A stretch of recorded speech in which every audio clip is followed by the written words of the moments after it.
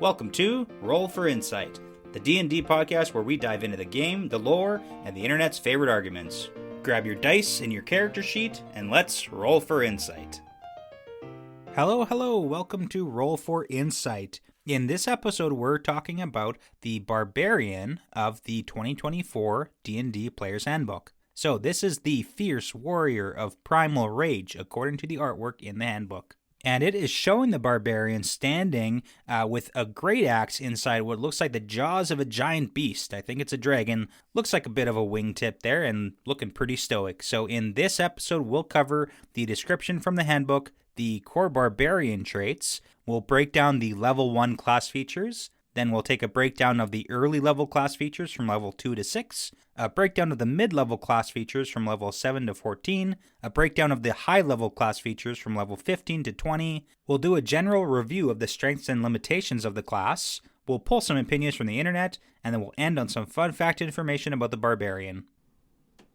Now for the description as written. Barbarians are mighty warriors who are powered by primal forces of the multiverse that manifest as a rage. More than a mere emotion, and not limited to anger, this rage is an incarnation of a predator's ferocity, a storm's fury, and a sea's turmoil. Some barbarians personify their rage as a fierce spirit or revered forebear. Others see it as a connection to the pain and anguish of the world, as an impersonal tangle of wild magic, or as an expression of their own deepest self. For every barbarian, their rage is a power that fuels not just battle prowess, but also uncanny reflexes and heightened senses. Barbarians often serve as protectors and leaders in their communities. They charge headlong into danger, so those under their protection don't have to. Their courage in the face of danger makes barbarians perfectly suited for adventure. So let's go through the core Barbarian traits here. So the primary ability is Strength. Generally, you want to stack that as you'll be using weapons that align with Strength instead of Dexterity. The hit point die is a D12, which is the highest of the classes listed in the handbook. The saving throw proficiencies are Strength and Constitution, so each class gets one major and one minor saving throw. The majors are Dexterity, Constitution, Wisdom. The minors are Strength, Intelligence, and Charisma. And to give some examples of these saves, so strength saves are used to resist effects that physically move or shove or restrain you. So you could avoid being pushed by a gust of wind spell, you could break out of a grapple, or stay on your feet when you're hit by a wave with a strength save. Now, Constitution saves are used to injure diseases and poisons and spells affecting your vitality. So, for example, you could resist the effects of a toxin or a poison. You could hold out against a dragon's breath weapon, like poison gas or cold, and then the classic drinking competitions. Now, you can also choose 2 skill proficiencies between animal handling, athletics, intimidation, nature, perception, or survival. So often you'll be able to pick up a few of these already from your origin and your species, and which skills are most useful can really depend on the type of game you're playing and the others in your party. So as in a couple examples here, perception is going to be useful in a lot of settings, so if you haven't picked it up already, don't miss out on it. And then something like intimidation may or may not lean into your play style. Are you going to be the face of the party in social encounters, and is intimidation the way you're going to want to go? Well, definitely sometimes. And I've always appreciated when DMs allow intimidation to be rolled with a strength modifier instead of charisma, and now that's actually written into the rules. Now, for weapon proficiencies, there are simple and martial weapons that you're proficient in. Axes are the classic pick to start off with. And with weapon masteries in this edition, you'll be able to customize your fighting style a bit more. The simple and martial weapon proficiencies gives you access to be able to use basically any weapon you want. Then for armor, you've got proficiency in light, medium, and shields. Now notably, there is no heavy armor proficiency, and as our Barbarian, we'll go over the class feature, which benefits you if you don't use any armor at all. So next up, let's talk about the level 1 class features, and there are 3 specific level 1 class features to cover here. We've got Rage, Unarmored Defense, and Weapon Mastery. So first up, Rage. You can imbue yourself with a primal power called Rage, a force that grants you extraordinary might and resilience. You can enter it as a bonus action if you aren't wearing heavy armor. You can enter your rage the number of times shown for your Barbarian level in the Rages column on the Barbarian features table. You regain 1 expended use when you finish a short rest, and you regain all expended uses when you finish a long rest. Now, this is really the defining ability of the Barbarian, and it speaks a lot about what the role of the Barbarian is. You should typically be front and center in the middle of combat. You should be taking hits and dealing out hits, and staying aggressive on the enemy forces. So rages go from 2 uses per day at level 1 to 6 per day at level 20. So at level 3, you get 3 uses. At level 6, you get 4. At level 12, you get 5. And then at level 17, you get that 6th rage. However, regaining the 1 use per short rest is very useful to increase the overall number of uses per day. Generally, you should be using rage in every fight as early as possible. Now, notably, you cannot enter a rage when you're wearing heavy armor, regardless of your armor proficiencies. Now, the second part of this, while the rage is active, it follows these rules. The first is you have damage resistance. So you have resistance to bludgeoning, piercing, and slashing damage. Now, note that this is not all forms of damage that you gain resistance to. There are lots of forms of damage that you can still be impacted by fully. And as a reminder, resistance means the damage of that type is halved against you, so round down. The next feature of rage is you have rage damage. So when you make an attack using strength with either a weapon or an unarmed strike and deal damage to the target, you gain a bonus to the damage that increases as you gain levels as a Barbarian, as shown in the rage damage column on the Barbarian features table. So you must use attacks using strength to benefit from this, so you can't benefit from this extra damage with dexterity builds or weapons. The bonus damage amount ranges from +2 at level 1, +3 at level 9, and +4 at level 16. So most campaigns you'll be averaging about +2 to 3. Now another feature of rage is you have strength advantage. So you have advantage on strength checks and strength saving throws. So it's situationally useful, and it can depend on your playstyle. Then you have no concentration or spells, so you can't maintain concentration and you can't cast spells. So this can definitely impact your multi-class builds or magic items you use. So you have to watch the wording of casting a spell versus using an item. And then the duration, the rage lasts until the end of your next turn, and it ends early if you don heavy armor or have the incapacitated condition. If your rage is still active on your next turn, you can extend the rage for another round by doing one of the following. You make an attack roll against an enemy, you force an enemy to make a saving throw, or you take a bonus action to extend your rage. Each time the rage is extended, it lasts until the end of your next turn. You can maintain a rage for up to 10 minutes. Now keep in mind here of the core mechanics that keeps your rage going. Besides attacking or forcing saving throws, it's generally worth it to use that bonus action when necessary to keep your rage going for the entire combat, and this is your main ability, so use it. But be cautious of losing it mid-fight due to incapacitation. Now, having 10 minutes as a timer can also situationally put you through a few encounters or phases of a fight or waves of enemies. Now, the next level 1 feature is unarmored defense. While you aren't wearing any armor, your base armor class equals 10 plus your dexterity and constitution modifiers. You can use a shield and still gain this benefit. So this one creates some interesting tension between your stat choices. You want strength for attacks, you want constitution for hit points and armor class, and then you want dexterity for your armor class as well, plus ranged weapons, lots of skill checks, and initiative. So while it's useful, it does make Barbarian one of the more ability score hungry classes in the game. And you can wear up to medium armor, plus use a shield if you want to boost your armor class, or get some side benefits from wearing a shield, but you'll have to make decisions on your build, whether you're doing 2-weapon fighting, sword and board style, or 2-handed weapons. Now, the last level 1 feature is weapon mastery. Your training with weapons allows you to use the mastery properties of 2 kinds of simple or martial melee weapons of your choice, such as great axes and hand axes. Whenever you finish a long rest, you can practice weapon drills and change one of those weapon choices. When you reach certain Barbarian levels, you gain the ability to use the mastery properties of more kinds of weapons, as shown in the weapon mastery column of the Barbarian feature table. So this can help augment your build and your playstyle, and it can give you some extra reasons to lean into or away from some weapon choices. And it's especially beneficial that you're not forever locked into your choices. You can retrain one on a long rest, so you'll range from 2 weapon masteries at level 1 to 4 weapon masteries at level 20. You pick up that 3rd at level 4 and the 4th at level 10. Now, we're not going to discuss all the weapon masteries here, but to give you a brief explanation here, each weapon has a mastery property,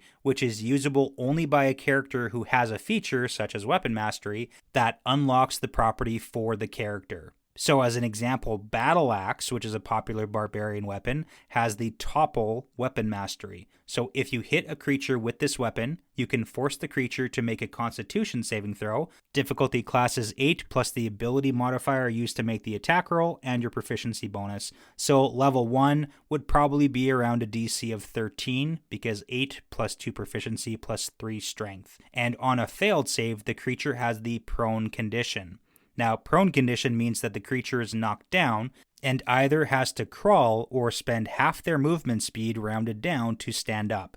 So if their speed is 0, they can't stand. And they have disadvantage on their own attack rolls, and attack rolls against them have advantage if the attacker is within 5 feet. Otherwise, the attack roll has disadvantage, like for ranged attacks. So think it's easy to hit someone lying down on the ground if you're standing over them with an axe. It's hard to hit someone lying down on the ground if you're 50 feet away with a bow and arrow. Another weapon mastery example is the Javelin has the slow weapon mastery property. So if you hit a creature with this weapon and deal damage to it, you can reduce its speed by 10 feet until the start of your next turn. If the creature is hit more than once by weapons that have this property, the speed reduction doesn't exceed 10 feet, so you can't stack it.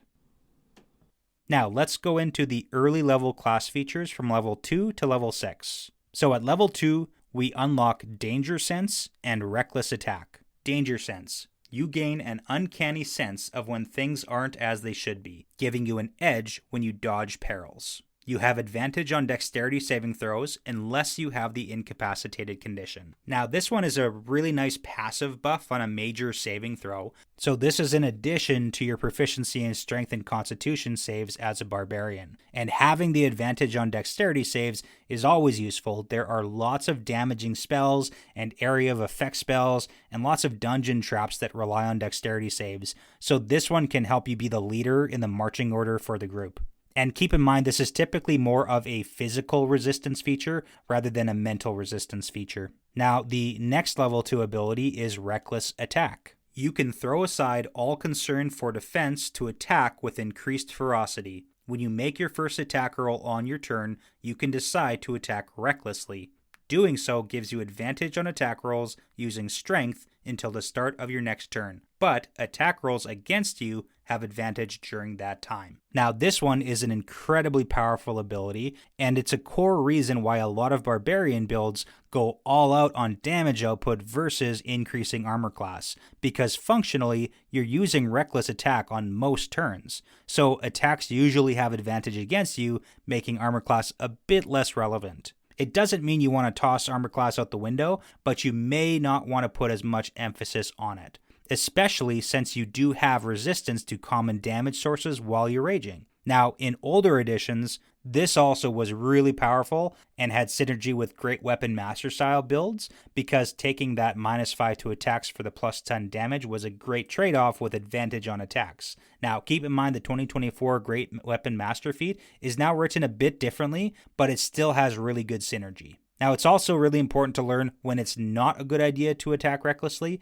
because you're also increasing the critical hit chance against you when you're reckless. Now, moving on to level 3 class features. At level 3, we unlock the Barbarian subclasses. So you can choose from Path of the Berserker, Path of the Wild Heart, Path of the World Tree, and Path of the Zealot.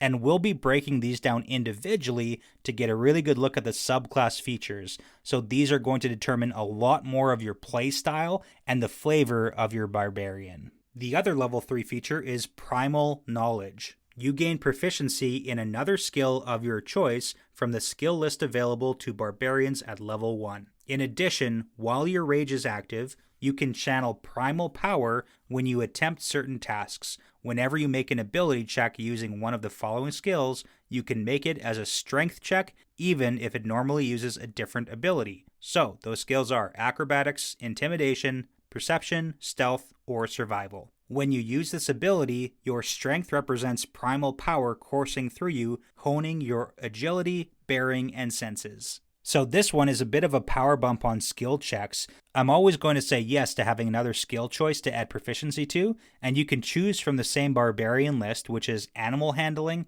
athletics, intimidation, nature, perception, or survival. And then it makes a lot of sense to allow strength to impact your ability checks for the Barbarian, whose main thing is like me strong, and it helps soften the punishment for having to lean away from the intelligence, wisdom, charisma ability scores. Now, at level 4, your class feature is the ability score improvement. So, either you get to increase one score by 2 or 2 scores by 1, or you can choose a feat. Now, there are a lot of half feats, meaning that they improve one ability score by 1 with the feat attached. And generally at level 4, you'll want to start bumping some of your stats up to the next even number to increase your bonus. Barbarians increasing strength and constitution are usually the priorities there. Now at level 5, your class features are extra attack and fast movement. So this is where you're getting a major power spike. With extra attack, you can attack twice instead of once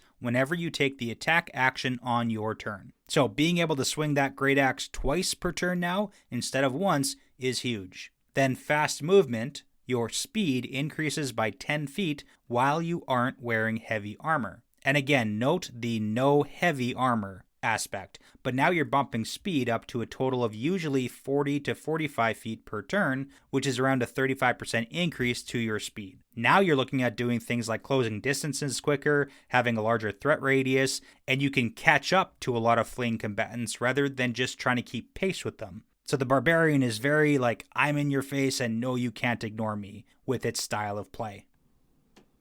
Now let's move into the mid-level class features. So you're looking at level 7 to level 14. So at level 7, you unlock Feral Instinct and Instinctive Pounce. So Feral Instinct. Your instincts are so honed that you have advantage on initiative rolls. Now this one is another fantastic power bump. You usually don't have the highest initiative roll since dexterity isn't being maxed out. You probably have around +2, so having advantage is another great bump. Then, Instinctive Pounce, as part of the bonus action you take to enter your rage, you can move up to half your speed. So this one's a bit of a boost to that first round action economy, so you're not using your entire bonus action on just raging. Now you get an additional, usually about 20 feet of movement. So now in your first round of combat, you're typically moving 60 to 65 feet, and that is a dangerously quick Barbarian. And if you're using your action to dash as well, now you're hitting 100 feet in that first round. Then at level 9, that opens up Brutal Strike, which has a bit of a rework from the 2014 edition. If you use Reckless Attack, you can forego any advantage on one strength-based attack roll of your choice on your turn. The chosen attack roll mustn't have disadvantage. If the chosen attack roll hits, the target takes an extra 1d10 damage of the same type dealt by the weapon or unarmed strike, and you can cause one brutal strike effect of your choice.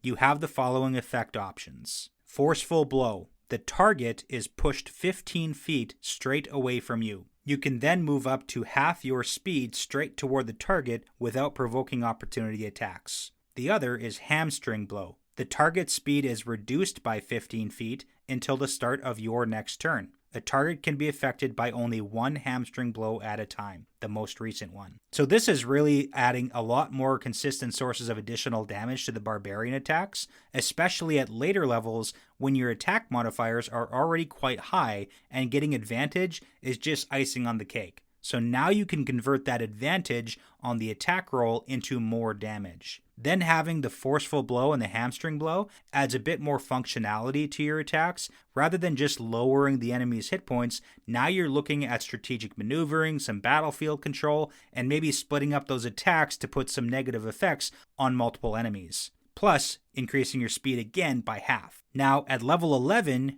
you gain access to Relentless Rage. Your rage can keep you fighting despite grievous wounds. If you drop to 0 hit points while your rage is active and you don't die outright, you can make a difficulty class 10 Constitution saving throw. If you succeed, your hit points instead change to a number equal to twice your Barbarian level. Each time you use this feature after the first, the difficulty class increases by 5. When you finish a short or long rest, the difficulty class resets to 10. Now this one is like your own little personal death ward, and again it's quite powerful. Yes, you do have to make a Constitution save, which increases, but if you're stacking Constitution plus having proficiency in it, you're usually saving the first 1 or 2 almost automatically. Now this one has a lot of direct interaction with the Barbarian features, like Constitution saving, proficiency, damage resistance, and an already huge hit point pool. Now at level 13, you get Improved Brutal Strike. You have honed new ways to attack furiously. The following effects are now among your Brutal Strike options. Staggering Blow. The target has disadvantage on the next saving throw it makes, and it can't make opportunity attacks until the start of your next turn. Sundering Blow. Before the start of your next turn, the next attack roll made by another creature against the target gains a +5 bonus to the roll. An attack roll can gain only 1 Sundering Blow bonus. So this one adds 2 more mechanics to your Brutal Strike. So now you can knock targets back, you can reduce their speed, you can apply disadvantage on the next saving throw it makes, which can be enormously useful if you line up your actions with a party caster who is about to drop a crowd control spell, or give that rogue a boost to landing their sneak attack. So these mid-tier abilities really turn the Barbarian from the hack and slash style of play to the I'm going to hack and slash you for this reason style of play. And you'll be thinking a lot more about the impact you can have on the battlefield by adding all these debuffs to your enemies. Now let's move into the high tier class features from level 15 to level 20. So at level 15, you get access to Persistent Rage. When you roll initiative, you can regain all expended uses of rage. After you regain uses of rage in this way, you can't do so again until you finish a long rest. In addition, your rage is so fierce that it now lasts for 10 minutes without you needing to do anything to extend it from round to round. Your rage ends early if you have the unconscious condition, not just the incapacitated condition, or don heavy armor. Now this one is a huge boost to the number of rages per day, basically doubles the amount of rages you have available, so you really shouldn't be running out of rages in an adventuring day. Because at level 15, you have 5 to start the day with, you regain 1 per short rest, and if you are completely out of rages, then you can refill that 5 available rages again. Now, lasting 10 minutes without the requirement for attacking, forcing a save, or burning a bonus action to maintain it, again, no heavy armor, and it drops if you're unconscious, not just incapacitated. So again, that's a big buff to your rage ability. Now at level 17, you get Improved Brutal Strike. So the extra damage of your Brutal Strike increases to 2d6. In addition, you can use 2 different Brutal Strike effects whenever you use your Brutal Strike feature. So again, this is quite a large power boost in damage output and in tactical maneuvering with no extra action economy. You have 2d10 to the bonus damage versus the original 1d10, and doubling up on each Brutal Strike feature is quite powerful, so you should have a lot of sustainable impact on the battlefield because these aren't burning resources to add these effects, you get to use them just for hitting. Now level 18, you have Indomitable Might. If your total for a strength check or strength saving throw is less than your strength score, you can use that score in place of the total. Now by this point, you'll typically have that 20 in strength. So you having an automatic and minimum baseline of 20 on strength checks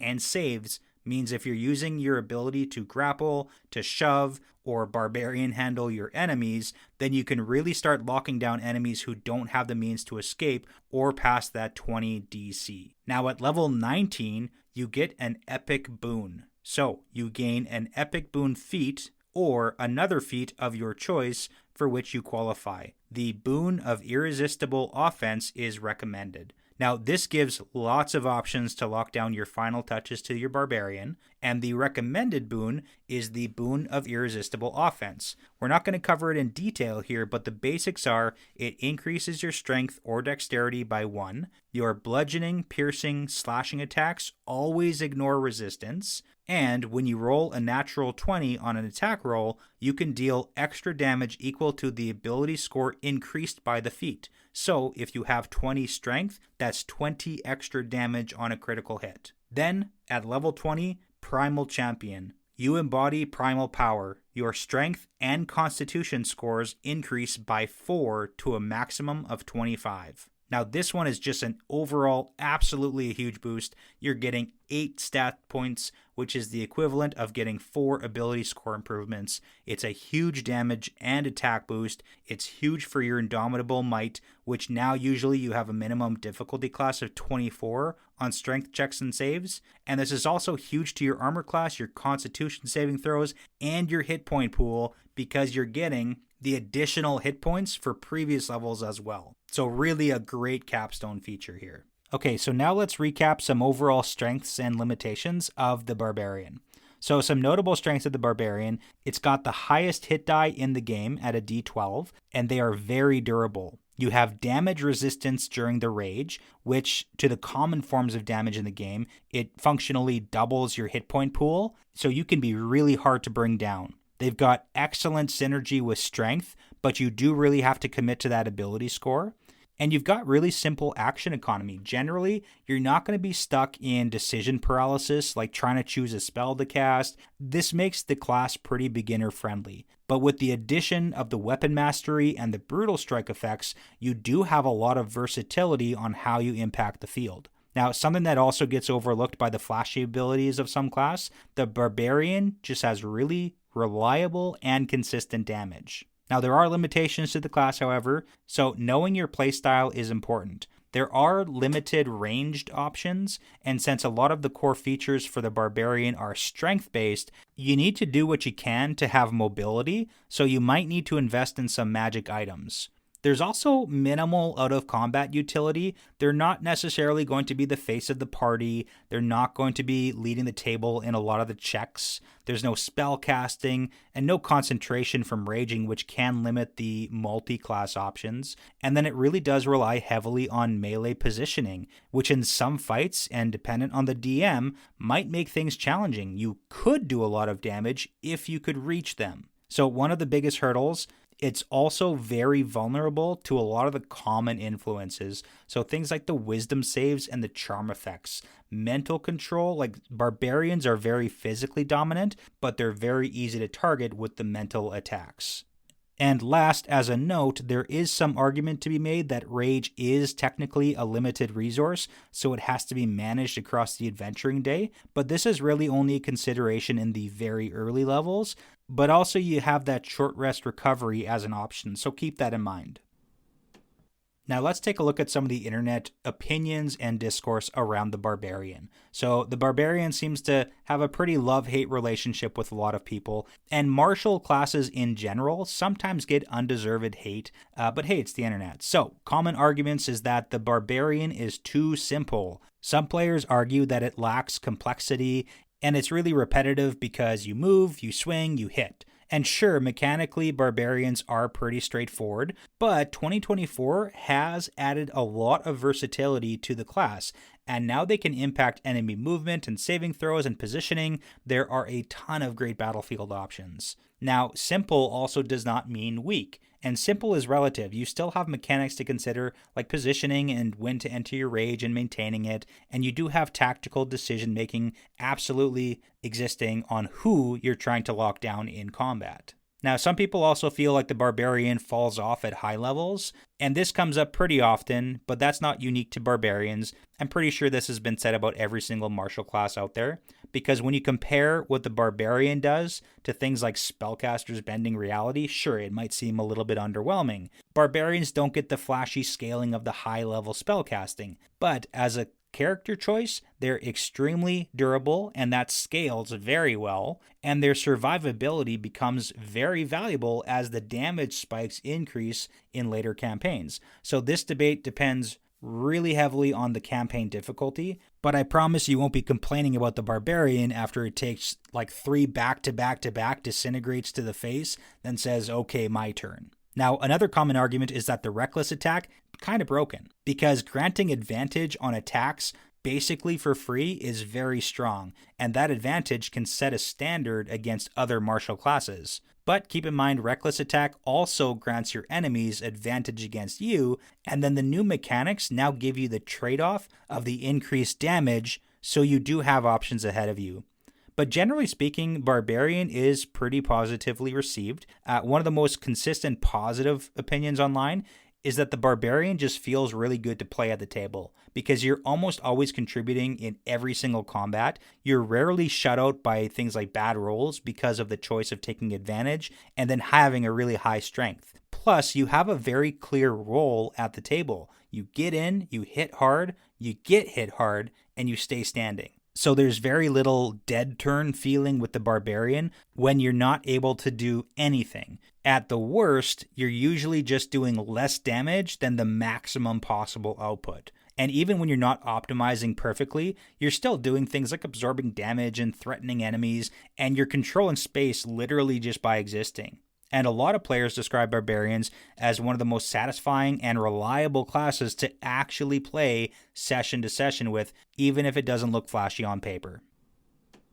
So let's wrap things up with a fun fact here about Barbarians. The Barbarian was originally included in the first edition of D&D as a fighter subclass. Then in the second edition, it was moved into a kit that could be chosen by a fighter before becoming a full class. Then 3rd edition had the Barbarian as a standalone base class in the player's handbook, and now since 5th edition, it's been one of the standard core classes to choose from. Now, the earlier iterations of the Barbarian focused the class more on being a fighter-like class, with an emphasis on the outdoor survival skills and the dislike of magic.